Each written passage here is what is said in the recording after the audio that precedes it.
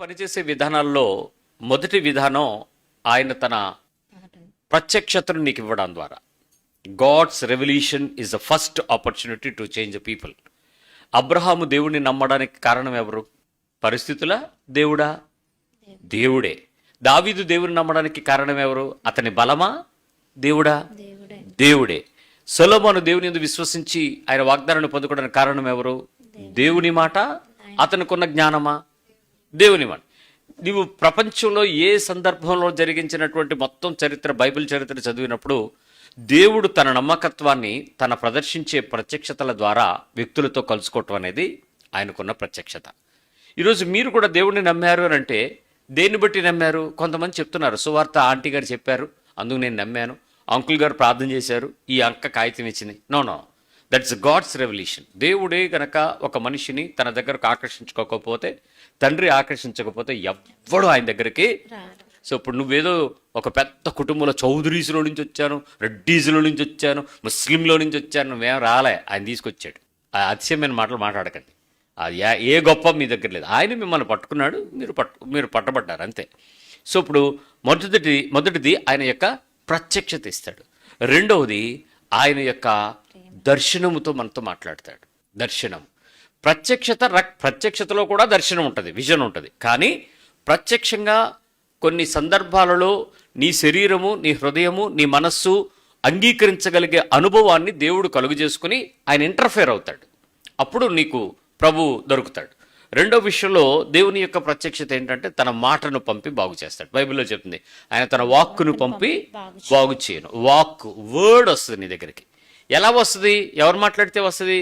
ఎవరో మాట్లాడతారు, ఆ వాక్యం నీ దగ్గరికి వర్తమానంగానో, ఉపదేశంగానో, హెచ్చరికగానో, వాగ్దానంగానో, but somehow the word will come to you. వాక్యం నీ దగ్గరకు బైబిల్ చదివేటప్పుడు కానీ అది నీ దగ్గరికి వచ్చినప్పుడు నిన్ను బాగు చేస్తుంది, నిన్ను నడిపిస్తుంది, నిన్ను బలపరుస్తుంది, నిన్ను స్థిరపరుస్తుంది, నిన్ను ఆదరిస్తుంది. చాలా ఆ రెండవ అనుభవం వాక్య ప్రత్యక్షతతో, దేవుని ప్రత్యక్షతలో నుంచి రెండవదైనటువంటి వాక్కు యొక్క ప్రత్యక్షత ఎవరికైతే విశ్వాస జీవితంలో ఉంటుందో వారు తప్పిపోరు, వారు మిస్లీడ్ అవ్వరు. ఇది చాలా ఇంపార్టెంట్. మూడవది కళ, లేక వారికి ఉన్నటువంటి దేవునితో మాట్లాడుకునేటువంటి ఒక అనుభవం. దాని పేరు ప్రార్థన అనొచ్చు, లేక కళ అనొచ్చు, లేక కనుల మధ్యలో కనిపించేటువంటి ఒక పరిస్థితులు అవ్వచ్చు. వాళ్ళకి అగమ్య గోచరమైన విషయాలు గోచరమవుతుంటాయి, తెలుస్తూ ఉంటుంది వాళ్ళకి. ఇలా అనిపిస్తుంది, ఇలా అనిపిస్తుంది, ఇలా అనిపిస్తుంది. దీనిలో మోసం ఉంది. అనిపించినవన్నీ నిజాలు అవ్వాలని లేదు, కానీ వాటిలో నువ్వు కొన్నిసార్లు దారి తప్పచ్చు. నువ్వు అనుకునేటువంటి విస్తారమైన పని పట్ల వల్ల స్వప్నం పడుతుంది కాబట్టి అలాంటి పరిస్థితుల్లో కూడా నువ్వు మిస్లీడ్ అవ్వచ్చు. సో ఓవరాల్గా ద బెస్ట్ ఏంటి అని అంటే the communication of the word. వాక్కుతో నీతో మాట్లాడేది అబద్ధమైతే లేదు, అబద్ధమైతే జరగదు. కానీ చాలాసార్లు వాక్యాన్ని అర్థం చేసుకోవడంలో నువ్వు చెడిపోవచ్చు, కానీ వాక్యము తప్పు చెప్పదు. నిశ్చయముగా నిన్ను నడిపిస్తాను అన్నాడు అనుకోండి, నువ్వు మంచి హైవే రోడ్డు మీద 200 కిలోమీటర్ల ఫెరారీ కారులో వెళ్ళిపోతావు అనుకోవద్దు. గాఢాంధకారపు లోయ, అక్కడుంది దండం, అక్కడుంది దుడ్డుకర్ర, అక్కడుంది ఆ లోయ, అక్కడ తీసుకెళ్ళి నడిపిస్తాడు. అంతేగాని దేవుడు నడిపిస్తానన్నాడు కాబట్టి ఇంకా తెల్లారితే మనకేం ఉండదు అనుకుంటే అది నువ్వు మిస్ అవ్వచ్చు. వర్డ్ని ఇంటర్ప్రిటేట్ చేసుకోవటంలో తప్పు జరగటంలో జరగచ్చు, కానీ ఇంకొక విషయంలో దేవుడు అన్యాయం చేయడు. సో ఇప్పుడు వాస్తవంగా నీ లైఫ్లోకి ఇంటర్ఫీర్ అవటానికి ఈ 3 సందర్భాలు మాత్రమే కాక దేవుడు కొన్నిసార్లు మనుషులను వాడుకుంటాడు.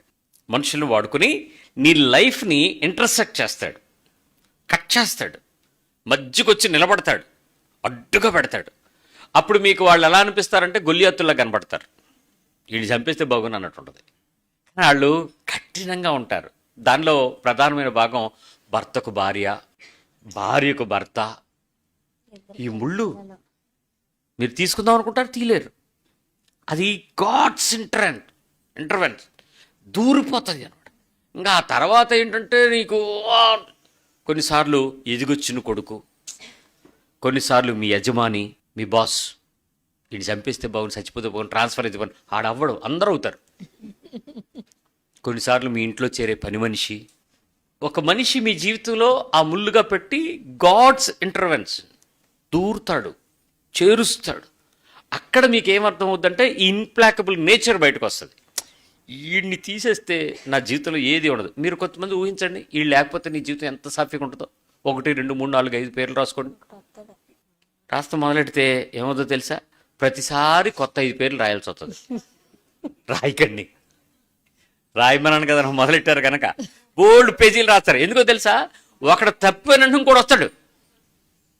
దట్స్ అ గాడ్స్ ఇంటర్వెన్షన్, అది ఆయన పని. ఎందుకో తెలుసా, ఇనుము చేత ఇనుము పదును చేయబడుతుంది, వజ్రం చేత వజ్రము కోయబడుతుంది, మనిషి చేత మనిషి సాధు చేయబడతాడు. That's a godly nature. So అందరూ పరిశుద్ధులైన వారు ఉంటారా, పాపులై ఉంటారా చెప్పలేం. కానీ దేవుడు ఏ మనిషిని ఏ ప్రదేశంలో నీ లైఫ్లోకి తీసుకొచ్చినా ఆ మనిషితో నీకు అర్థం అవ్వాల్సిన విషయం ఏంటంటే, నిన్ను హెచ్చరిక చేసి సరిచేయ జూచే ఏ మనిషి అయినా దేవుని స్వరమే. Whatever it may be, whoever it may be. కొన్నిసార్లు చిన్న పిల్లలు, మాటలు వచ్చిన పిల్లలు కూడా కలుగు చేసుకుంటారు మీ లైఫ్లో. అమ్మా ఇలా మనం చెయ్యొచ్చా అని అడిగేసి అది ఏ నీళ్ళలో వంపేసుకుంటుంది మీద. ఆ వంపేసుకున్న దాని మీద ఒంటి మీద కొట్టాం, నిన్ను అడిగిన దానికి కొడతాం. నన్ను అడిగేంత దానివో నువ్వు చేసిన పనేంటి అని చెప్పి జీపి దడేలు అనిపిస్తాం. కొట్టేటప్పుడు నీ ఉద్దేశం ఏంటో తెలుసా, నీళ్ళు వంపినందుకు కాదు, అది నన్ను అడుగుతుందా, అది ఎంత, అది ఆఫ్టర్ ఆల్ నా కడుపును పుట్టి నన్ను. అక్కడ దేవుడు ఉన్నాడని నీకు తెలియదే. దేవుడు పనిచేస్తాడు. మీరు చూస్తూ ఉండండి, సహజంగా 8-7 ఏళ్ళు లోపు ఉండేటువంటి సాధ్యమైనంత వరకు వాళ్ళకి, ఇంకా మీరు ఫోను టీవీ చూపించకపోతే వాళ్ళకి పాపం రాదు. 7-8 మధ్యలో పిల్లలకి అంత వయసు వరకు మీరు ఫోన్లు చూపించకూడదు, టీవీలు చూపించకూడదు. లేకపోతే వాళ్ళకి అసలు ఏ పాపం తగలదు. అంటే మీరు చేసే లక్షణాలు వాళ్ళు దూరిపోతే అది వేరే విషయం, ఎడిషనల్గా బయట నుంచి తెచ్చుకునే పాపాలు జరగవు. అలాంటి పరిస్థితులలో వాడు ఏదేదో చేసుకుంటూ ఉంటారండి. టక్కన అనాల్సిన మాట అనేసి మళ్ళీ ఆ లోకంలోకి వెళ్ళిపోతారు. ఆ పదము, ఆ వాక్యము లేక ఆ మాట దేవునిది. మీరు చూస్తూ ఉంటారు, ఏంటి ఈడేనా అన్నాడు, వీడు ఇప్పటివరకు ఆడదన్నాడు కదా, ఏమంటున్నాడు అన్నాడు. ఆత్మ ద్వారా మాట్లాడేటువంటి దేవుని యొక్క మీ జీవితంలో కలుగు చేసుకునే విధానం. ఇప్పుడు గుర్తుపెట్టు, అలా కలుగు చేసుకునే ఏ సందర్భం వచ్చినా నీ మనస్సాక్షి ఏం చెప్పుద్దో తెలుసా, ఈ ఇన్ప్లాకబుల్ నేచర్ని, శాంతించబడని, ఒప్పుకోనని, క్షమించని తనం ఏం చెప్పుద్దో తెలుసా, సారీ నా జీవితంలో నువ్వు కలుగు చేసుకోకు. ఎవరిని ఎక్కడ పెట్టాలో నాకు తెలుసు. నువ్వేమన్నా చెస్ ఆడుతున్నావా, చదరంగం ఆడుతున్నావా, దేన్ని ఎక్కడ పెట్టాలో చెప్పడానికి? నీ లైఫ్ని డిసైడ్ చేసేది ఆయన. సో ఆయన ఎవరి ద్వారా నీ జీవితాన్ని కలుగు చేయాలనుకుంటున్నాడో దానికి సిద్ధపడండి. అందుకే నీకు దయాహృదయం కలిగి, కరుణాహృదయం కలిగి, దయ కలిగి, అంటే ఆ రెండు నీ దగ్గరికి రాకుండా ఉండే సిచ్యువేషన్స్ నీకు ఉంటాయి. అలాంటి పరిస్థితుల్లోనే వ్యక్తితో నీ హృదయాన్ని పెంచుకోవటానికి ప్రయత్నించాలి.